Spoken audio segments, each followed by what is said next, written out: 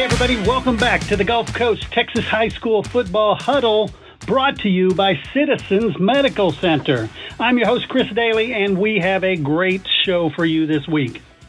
As you know, the Huddle is brought to you by Citizens Medical Center. One of the very cool things about the Medical Center is the Healthplex. Citizens Healthplex is Victoria's premier medical fitness and wellness facility. If your goal is to improve your health, prevent disease, help you get strong and fit, or just be well, Citizens Healthplex is for you. In fact, it's for me too. You'll probably see me and my wife there. Their 7,200 square foot facility has everything you need to maximize your enjoyment and get results. They offer all the space, equipment, and classes you'll ever need to get fit and healthy, including a large array of strength and cardio equipment, over 75 classes per week, a degreed and certified fitness staff offering professional instruction. Oh, and if you need to relax, try the steam rooms, whirlpools, dry saunas, and massage therapy. You want to lose weight? Hire one of the personal trainers to work with you one-on-one, and you're sure to see the results you want. Your journey to improved health, fitness, and wellness begins at Citizens Healthplex.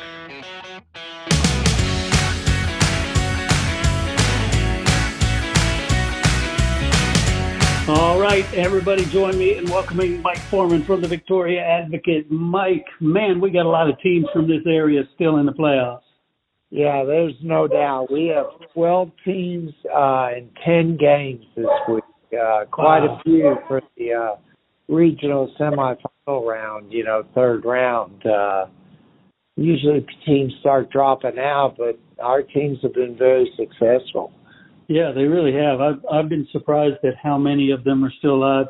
And, I don't want to be disparaging about Van Vleck, but Van Vleck's still alive.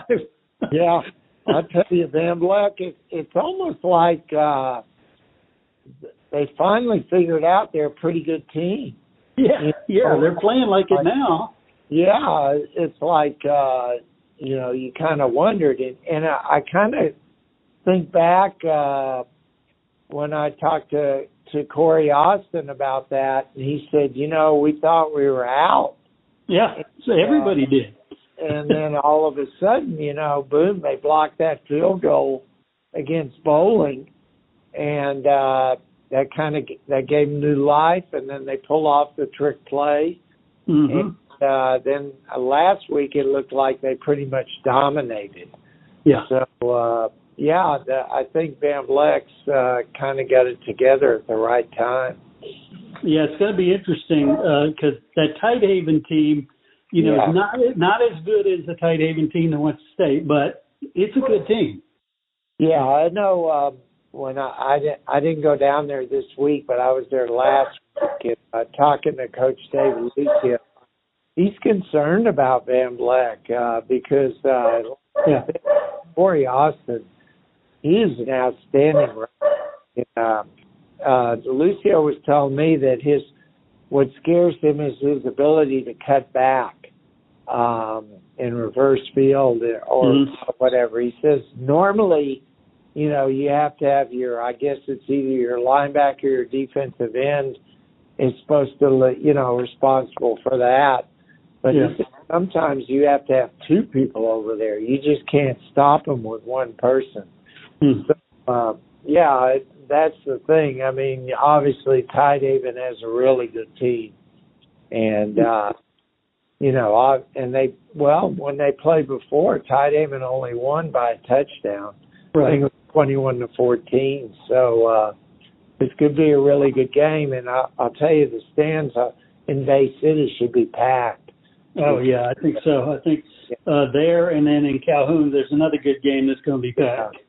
Yeah, so, because you got both towns right there, all the people, and even some of the Bay City people who are going to Converse Judson to watch that game, they may watch like the first half or something. Yeah, definitely. Yeah, and you mentioned the Judson game, Bay City and Cal Allen. Yeah. I mean, that's going to be a good matchup. Yeah, it should be. I just if I were Cal Allen, what would concern me is Bay City speed. Yes. I don't think they've seen that. El Campo was banged up. I'm not sure last week, what they saw. But, that I don't think they've seen anyone with that kind of speed. Yeah, when I was talking with Charlie Reed for our show this week, that's one thing he said. He said they're really fast because that's the biggest fear. Yeah, that is. And, of course, on looking and flipping it over on Bay City side, what they're going to have to do is control that quarterback, especially running behind that offensive line. Yes. That's the thing that Cal Allen does so well. And, we'll see how that shakes out. Yeah, for sure. And then the other game in the area, you've got Cuero taking on Wimberley in San Marcos at Texas State. So, that's a classic rivalry. Oh, yeah.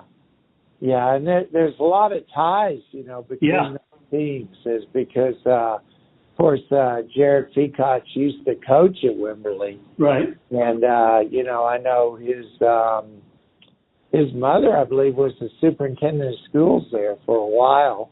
Mm-hmm. And, also there's some kids. I know when they met back in, I guess it would have been in 22 in the court or in the semifinal at the Alamo Dome. I remember the Kubish family, that they had Fred Kubish had I think he had one grandson on one team and one on the other. So, yeah, a lot of ties between those two teams. They met quite a few times. Yeah. Even, back before Coach Nelms went to Wimberley, back when Wimberley wasn't very good, they were actually in the same district, and those games weren't pretty. Cuero just destroyed Wimberley. But now that the program's turned around, it's turned into a pretty good matchup. Yeah, I really think it'd be a much better matchup than I thought it would be at the beginning of the year because Cuero's healthy. They've got their stud back. So I think that's going to change things. Yeah, they are. They've got, when I was out there today, there's a few people they've got banged up. But they have their quarterback back, and that's a big deal. And I'll tell you what amazed me the other night against Navarro is looking at Davon Varela, their running back. He has improved so much from that first week, and they've got a good offensive line. It's just I don't think he knew, he was not patient enough to wait, for the opening. He would just go. So that's changed. The other thing is Cuero's defense is much better than it's been. Yeah. I mean, at the first year, it wasn't very good. And they've gotten progressively better as the season has gone along. So, and the truth of the matter is, too, which we won't know, is really, I don't know how strong either one of them's district was because I know Sin and Lago Vista are playing in the other, regional semifinal. Right. But the other teams in those districts, I just don't know. I know Rockport was approved, and I guess Salado wasn't bad, but the rest of the district didn't seem to give either one of them much competition. No, I agree. And like I said, I do a coach's show with Doug Warren at Wimberley as well, and I tell you, I think it's a much better team than a lot of people think because of that. If you look at the Navarro game, both of them played Navarro, and the scores were almost identical. They both gave up the exact same, and Cuero scored a little bit more. So I think this is going to be one of the best games. Yeah, I think you're right. I think this could be a very competitive game, and this could be one of those games that decided by a turnover or something like that. Really, coaches always say that it comes down to who turns over the ball less. But in this game, I think that's going to be really important. I agree. And you mentioned Cuero looking better as the season goes on. Another team that traditionally has always gotten better as the season goes on, Port Lavaca Calhoun is still alive. Yeah, I'll tell you, I was actually in Port Lavaca Monday. I went to Bay City in Port Lavaca, and Coach Whitaker, I mean, he said they played very well against Davenport. He said, I was shocked. Yeah, he said that they fumbled, I think, 3 times, but they didn't lose any of them. Wow. Davenport fumbled 5 times, or turned the ball over 5 times. So, and you know, when Calhoun's offense is rolling and they don't make mistakes, they're hard to stop. And then not only that, like he talked about, they wear you down. Yep. So the fourth quarter, like, you know, what might have been a 3-yard run becomes a 6-yard run. Mm-hmm. You know, as long as they're making first downs, they're keeping your offense off the field. Right. And, but turning around, Lavernia's kind of the same way. Mm-hmm. They maybe don't run the option. They have a 2-back offense. But they're big, they're physical, and according to Coach Whitaker, he says they have 2 of the best defensive tackles in the area. Right. So, you know, that could be. I was kidding with him. I said, this could be the fastest playoff game ever played. State of Texas, because they both like to run the ball. I mean, you know, beat LBJ with 0 passing yards. Yeah.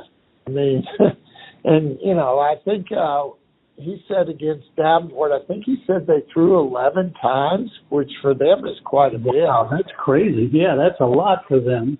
But, you know, this could be a game with maybe 4 or 5 passes. And, you know, this game could go very quickly. So, definitely. So we'll have to see. You know, I just think that Calhoun, you know, it's part of it's the offense, and part of it, you know, they have some good players. You know, not just, you know, this offense, it's the people in it. And he also said, which I thought was interesting, is he said that this is the first game this season that his offensive line, everybody on the line graded over 70%. And he said that for them that's unusual, because he said they are very, very strict graders. And so, you know, obviously he was very pleased. Now, here's the thing, too, to me, is I would think Lavernia, having seen Calhoun, you know, a little bit of an advantage for them, you know, because the more times you see that offense, I would think the better off you are, you know, at stopping it. But, that could be a good one. We could have a rematch, you know, a Bay City Calhoun rematch. Possibly. That would be cool.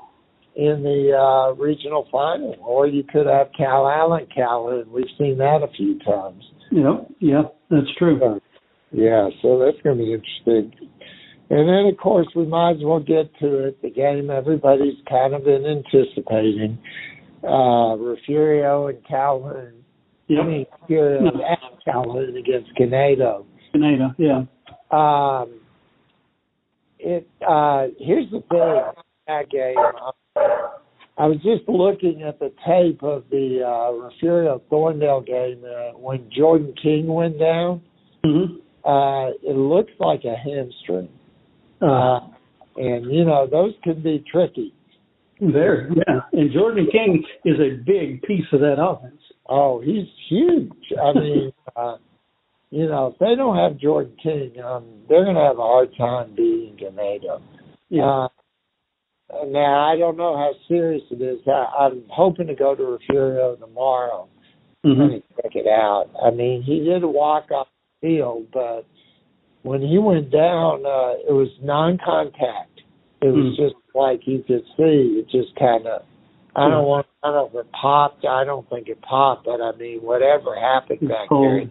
Hey, Canado, I believe, is fairly healthy. It's kind of funny in this game. There's a lot of different kind of angles to it. Of course, you have Ganado with that win last year. They have the confidence, obviously, that they can do it again. Right. And, they knew they had a lot of people back. You turn that around, Refugio, usually, I know when Refugio gets beat, they usually come back on somebody. Right. And so there's no way Refugio's overlooked this game.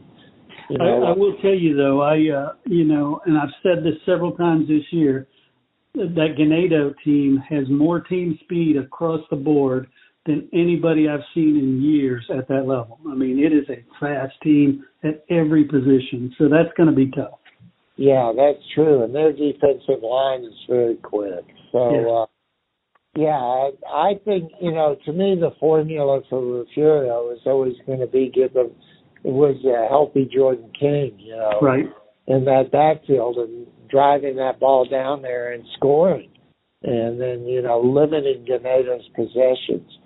I just don't know how well Refugio can defend the pass.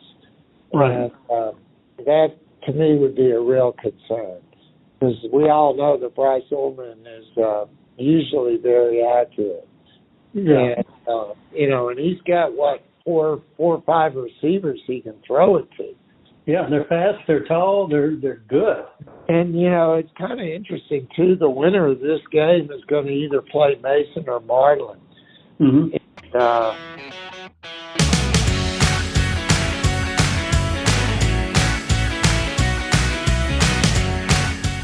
Are you ready to take your game to the next level?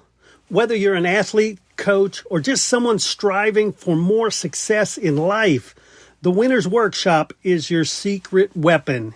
Yes, this award-winning course has transformed thousands of lives, teaching the game-changing principles of sports psychology that Fortune 500 companies, coaches, and top performers all use to win.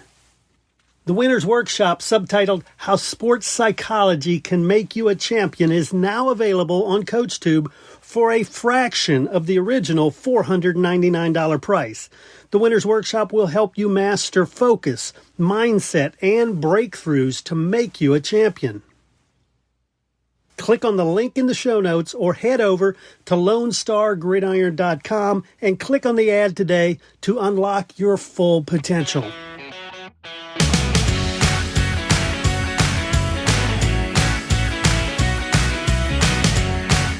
I don't know if Marlin's going to figure it out or what, but they look good.